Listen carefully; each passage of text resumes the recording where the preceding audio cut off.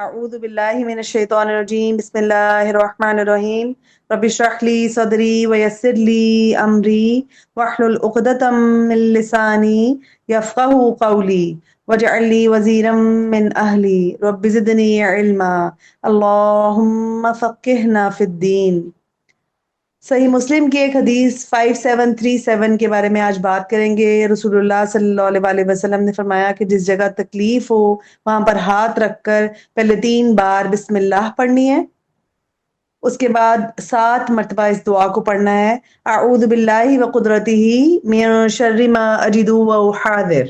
اللہ کے نام کے ساتھ میں اللہ اور اس کی قدرت کی پناہ چاہتی ہوں یا چاہتا ہوں اس چیز کے شر سے جس کو میں پاتا ہوں اور جس چیز سے میں ڈرتا ہوں۔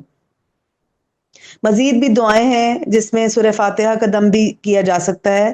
صدق اللہ العظیم۔ السلام علیکم ورحمۃ اللہ۔